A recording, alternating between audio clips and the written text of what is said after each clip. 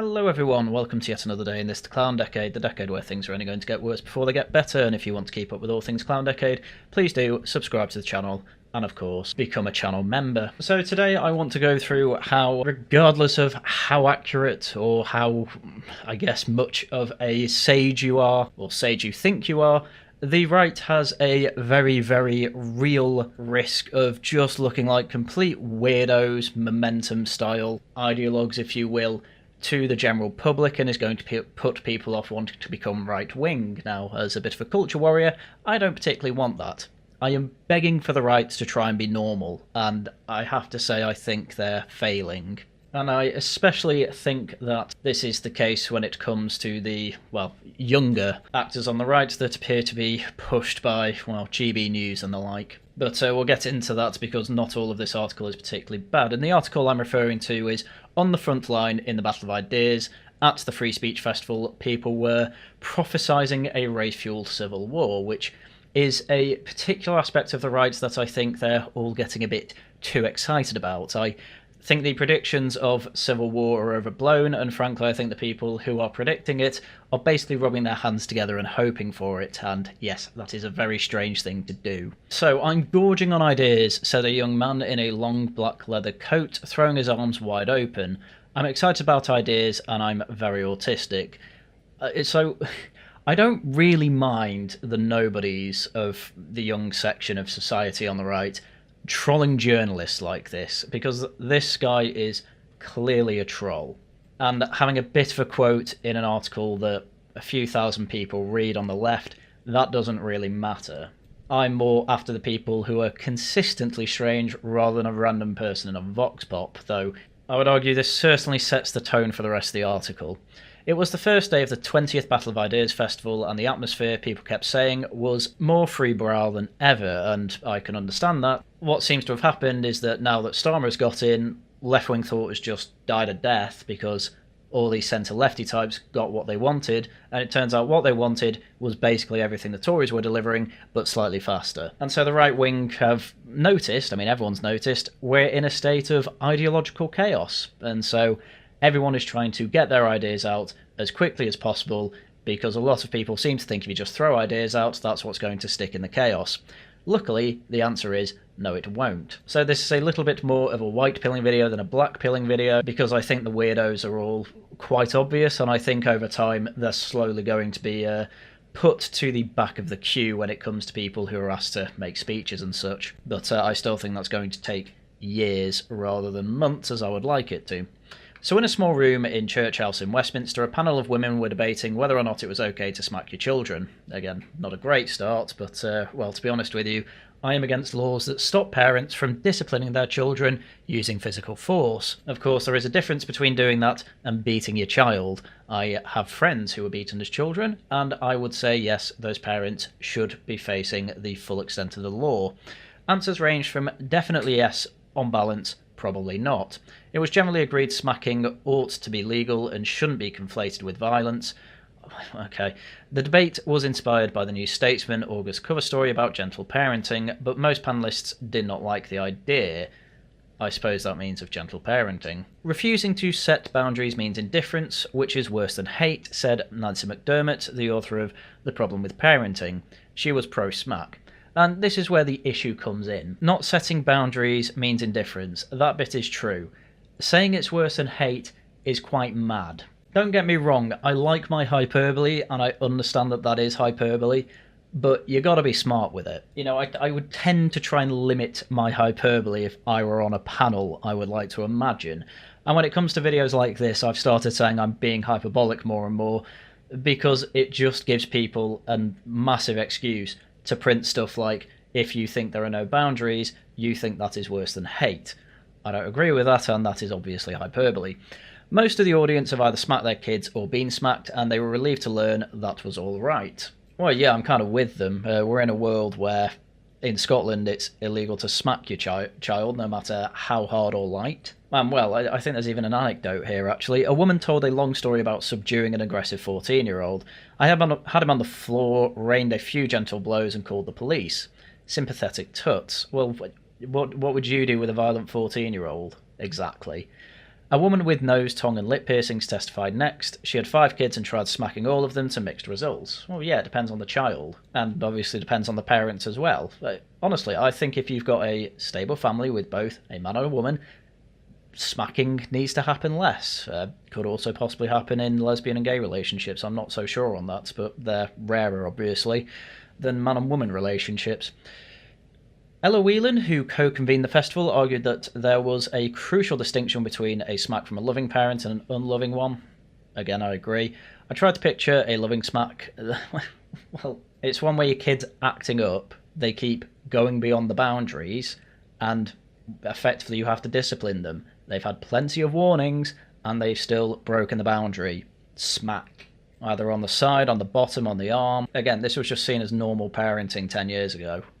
Yes, that's recent, I mean it. But there's a bizarre view of kids that they're like a Ming vase. One shake and they'll crack forever. I kind of agree. Again, there's a difference between beating your child with a belt and giving them a disciplinary smack so that they know what they're doing. I mean, I'm not being funny, but Starship Troopers, the book, had an absolutely great point on this, where even when you have a puppy who can't understand English, when he's doing things wrong, such as weeing in the kitchen, it's quite common to either rub their nose in it, though I don't think that actually affects them much, but you will smack them and throw them outside. It's basic discipline. And, kids know the same language as their parents, so they will be getting a smack if they keep not listening to them. It's perfectly reasonable. The masculine energy is more authoritative than the feminine in general, she said. A father's presence will negate the need for a female to have to shout or use force. Lots of nods. Well, not necessarily in my household, I have to say. Not my household, I mean my parents' household. Now, this and other parts of the article, I'm very much going to be on the panellists' side rather than the journalists, with the odd criticism here and there of what panellists say, but that's always going to happen, it's a panel. We'll get to the meat and potatoes of why I wanted to make this video quite soon, though, because ultimately, we still live in a system where normie opinion is prevailing and matters pretty much more than anything. And so getting them on side, I would argue, is actually very important and should be quite high up on the agenda. But for a lot of people, they just want to be the most obnoxiously smart person in the room, and that puts everyone off. Having said that, Ella Whelan isn't even right-wing, so it's one of those funny ones where this is just the New Statesman's kind of progressive communism showing. So in a floral dress and necklace of multicoloured discs, don't know why that's relevant, Claire Fox, who founded the Battle of Ideas, was discussing the possibility of a populist revolt on a panel with Frank Furedi, who is a writer for Spiked, Labour MP Graham Stringer, and James Orr, the Cambridge theologian and pal of J.D. Vance, who recently announced that he was joining Reform as Nigel Farage's senior advisor, which was the best news of this week. Populism, or drawled, is Latin for democracy, brackets it's not. Yes, it is. Democracy literally just means rule by the people, translated from Greek. Populism literally comes from the advocation of the people, in other words, rule by the people. But the journalist doesn't actually try and make that argument at all. She just says just asserts it's wrong. He leaned back in his chair. The ancient regime is in a state of desperation and panic. That's true. Or who lives in a sprawling Victorian homestead on the banks of the River Cam hasn't gone on Tommy Robinson's Unite the Kingdom march, but he'd heard there was a sense of celebration in the air, a celebration of nation of the country. There was no sense of vitriol, anger or violence. However, some 25 people were arrested and 26 officers injured at the rally, or put this down to some mischievous and puzzling policing.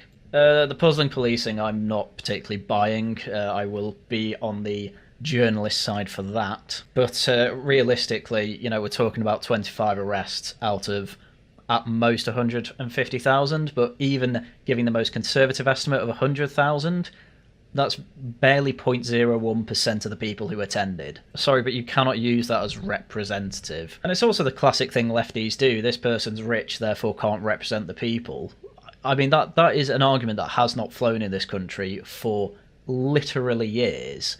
Generally, British people like the royal family, and they are about as elite as you can get in Britain. Sorry, but advocating for the general public or the people is not the same as being one of the people. You can only possibly think that's relevant if you're a raging Marxist. We moved on to international politics. Stringer was concerned about Nazis in Germany's AfD party, or frowned, and as far as I know, it's a group of egghead economists, he said. No doubt along the way they've picked up some unsavoury types, but look how they've been treated. Freudie agreed solemnly, they're entirely being censored and quarantined. Yes, that's bad. Germany should not be doing that. And if there are Nazis in the AfD, then they should be vetting them better. Fine. But I'm going to be honest with you, Nazis don't tend to join parties that are headed by lesbians who are going out with Sri Lankans. So there we go. Same thing happened with Reform, by the way. An awful lot of neo-Nazi types refuse to even have anything to do with Reform because Zia Yusuf is basically second in command for the party. I mean, it's just so obvious, like with Le Pen in France and, well, AfD in Germany, obviously, that the regimes there are quite scared of losing all their power, because that is definitely going to happen once these two quote-unquote far-right parties get in. So a young man put up his hand. I have a question for Mr. Orr, he said. He told a story about confronting a Unite the Kingdom protester, or some protesters, and being attacked. I didn't get an answer. So I'll ask you. I'm an immigrant. Do you want me out? He sat down looking flushed, and Orr told him, I am thrilled that you are here. I was sitting between an elderly man and woman. You can say anything here, the man told me happily. The woman to my other side wasn't really sure why she'd come. I suppose I was bored.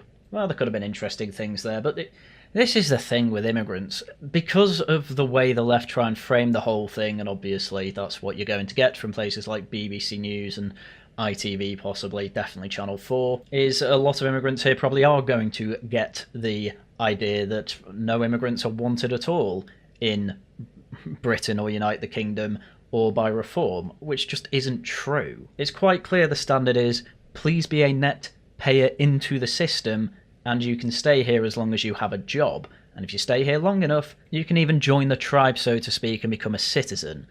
That's objectively reasonable to me. So the average attendee was of a certain age and a little eccentric looking, but excitable young people in tweed suits and with wispy moustaches concentrated a particular event.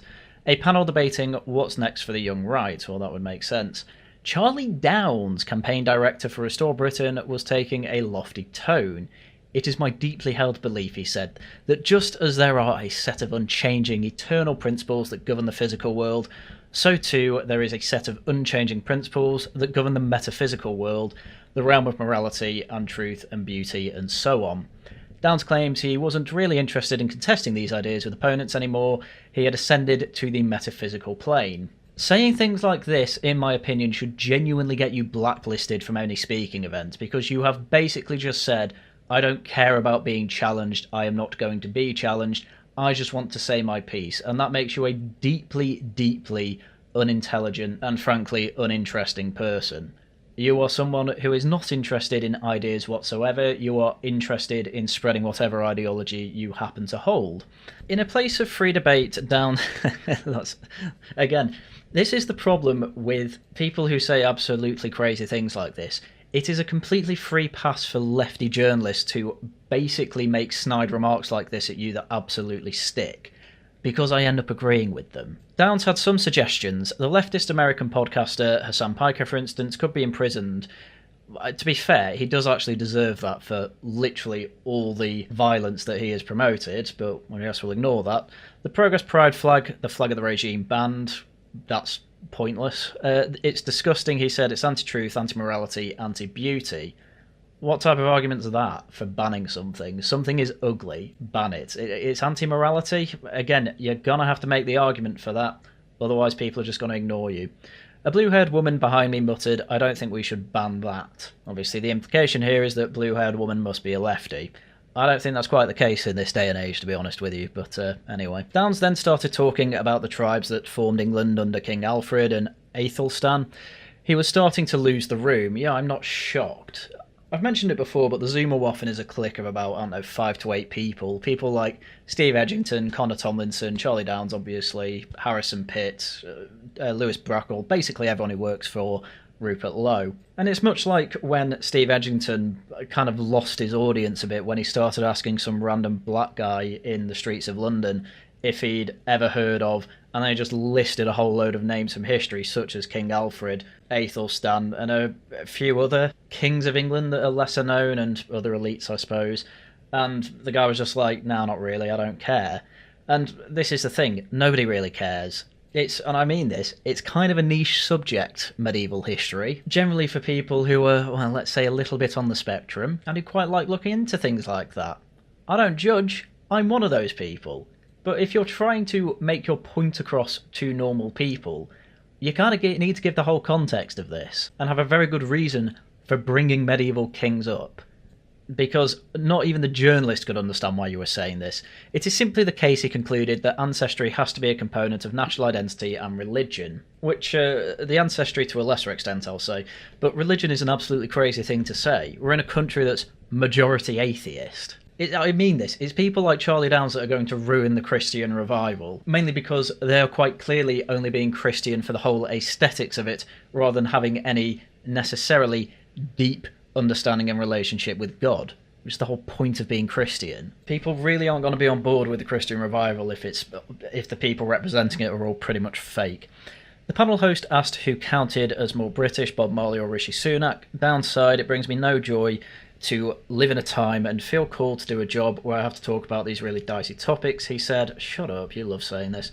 He grudgingly concluded it was Marley by virtue of having an ethnically British ancestor.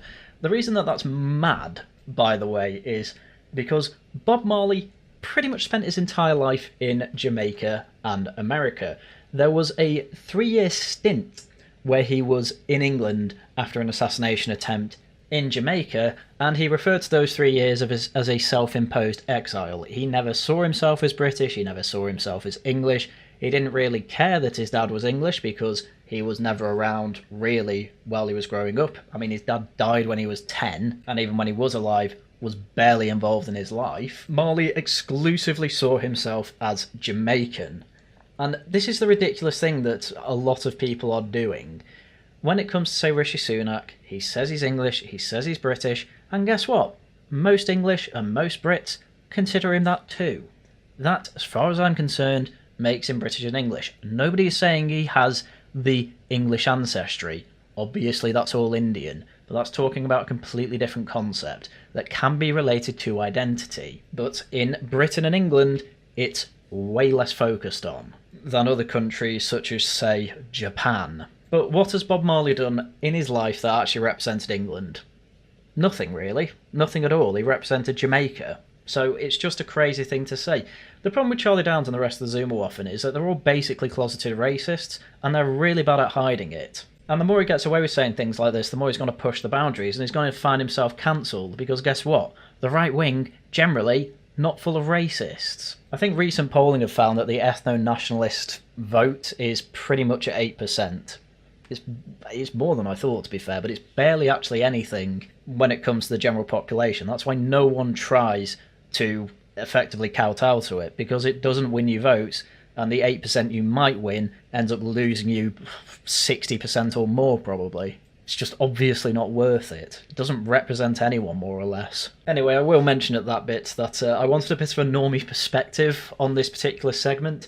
So I sent this to my brother to ask what he thought, and basically he thinks Charlie Downs is a bit of an obnoxious man, though he didn't use the word man, he used a 4-letter word that's insulting, and was, as I do all the time, making comparisons to the momentum types on the left who basically just put everyone off voting for them. Also, when I asked about the Bob Marley bit, again, my brother was very much on my side of things of, how's Bob Marley British? I didn't even realise that people would consider him British, and, well, I had to tell him, nobody really does.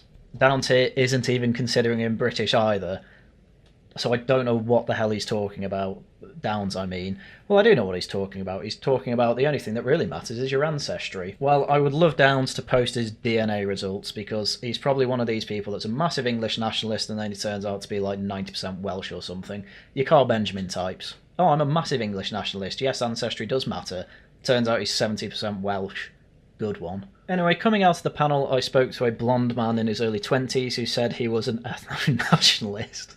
Deport foreign criminals, unproductive foreigners, politically subversive foreigners, he said. I don't think all non-British people need to leave the country. I don't actually disagree with that, by the way. Criminals, yes, get rid of them. Unproductive people, i.e. those not on work visas, yes, get rid of them. Political subversive foreigners, yes, again, they're not British, yes, get rid of them if they're subversive. But his friend who said he was of Indian heritage smiled. It's a comforting thought, he said. The pair thought Downes was retarded. They resented his suggestion that young people had a moral duty to get married. I could barely shag in this city because it takes me 50 minutes to get home. I'm living in Zone 4 with my parents, one said. We need a government that's going to give a nice, sensitive young man loads of money. I asked what he meant by sensitive young men. You're disposed towards poetry and philosophy and lofty gestures of true love, he said. He then began describing the ethnic heritage of his exes. I would want to marry a woman who has at least 50% European ancestry, he mused, like a Nazi Roman. Right, I have it on very good authority that these two people were trolls, and in fact I do have a quote from the sensitive young blonde man. So the quote goes, "A lot of what I said was meant somewhat humorously, which doesn't come across in the article. Like, trust me, I could actually tell that, so don't worry about it. I was in a bit of a mood for some light trolling. She also skips through a lot of the context. The bit about the genetic composition of my exes was part of a conversation about Downes' view on miscegenation. It wasn't a random rant. She's a journalist though, so I get it, and it's funny that I got into the New Statesman. It's a shame she had a boyfriend." But I mean, that's a really funny part of this. Apparently Downes went into miscegenation, and we're not privy to the quotes from that part of him on the panel. I can imagine that his views on miscegenation are avoided as much as possible. But yeah, I could tell when you said you're an ethno-nationalist and then said, I don't think all non-British people need to leave the country, and then it goes straight into, I have a friend of Indian heritage. Yeah, I could tell that was a troll. Don't worry about it.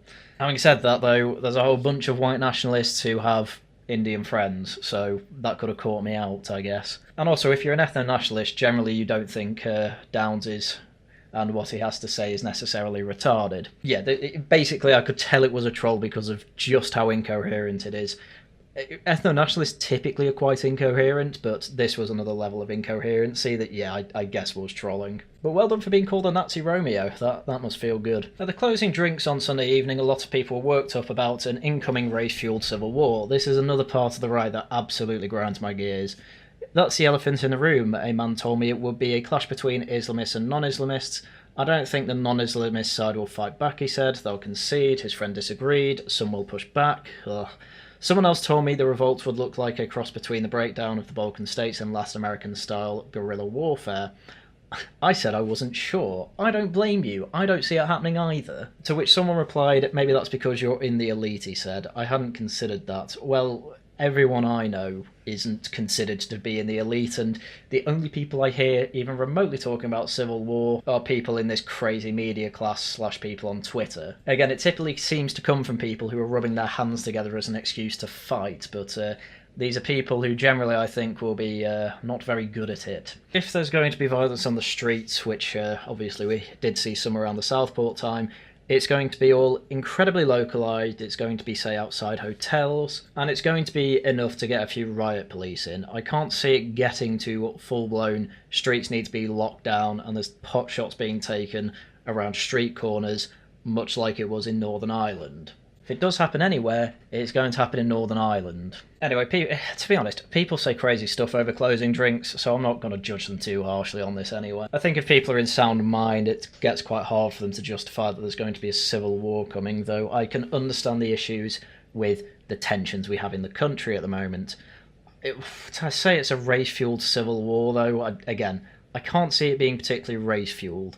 There are too many examples of people picking a side due to ideological reasons than due to any sort of relation to race, ancestry, ethnicity, things like that.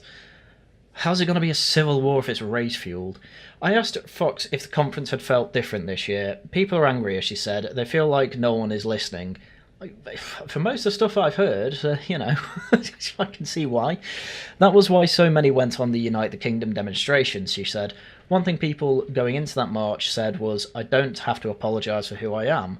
That really struck me. I thought, God, if you can create an atmosphere where people don't have to apologise for who they are, yeah, I get it.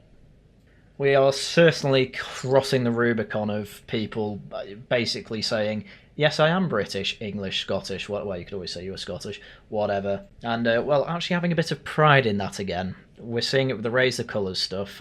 My own girlfriend has been saying how lovely it is to see all that, and she's even not too against me getting a flagpole anymore, so I may be having my own flagpole soon. So a security guard asked us to leave Church House. The embattled masses were all heading to the pub. Civil war would have to wait. I mean, again, this is why I find civil war talk so cringe. Nobody's actually acting like it's coming. You got David Betts going around to all these interviews saying, oh, civil war's coming, oh, it's all going to break down, oh, I think the niceties are all going to lose, and it's going to be some race-based ones. And I just start thinking, nah, you're trying to sell a book here, mate. I see what you're doing. It's not that everything he says is absolutely pointless. What I'm saying is that he's being incredibly hyperbolic so that he gets all these interviews. And then absolutely nobody who has interviewed him acts like a civil war is coming. It's just hilarious. I can't take it seriously. And if I can't take it seriously, normies are definitely not going to take it seriously. Anyway, that's the end of the article. Charlie Downs on Twitter was saying, you should put a Giga Chad image for this part where I say I don't want to debate anyone because I'm actually on the metaphysical plane. Cringe, Charlie. That's cringe. Don't double down on this. It just makes you look pathetic. Anyway, this is the problem I find the right in at the moment. You have good people in the mainstream right and thinkers on the right, don't get me wrong, James Orr being a good one. Claire Fox I don't have much of an issue with, but the Zoomer rights who keep being mainstreamed, it's just full of weirdos. It's just full of weirdos, full of people who aren't remotely relatable, and I suppose it's just what happens when this particular niche that only interests weirdos, well, they have to find a new generation of people to push forward. It just so happens that there's barely anyone that I really appreciate on that front. Jack Anderton's maybe one of the good ones, but the Zoomerwaffen, awful. Jess Gill needs improvement. And, well, frankly, there's an awful lot of people who are tacitly interested in politics and in the online circles who just do not like these people. They don't find them relatable. They don't want to be associated with them. And unfortunately, that's who's representing them. That needs to change, and I think it needs to change fast.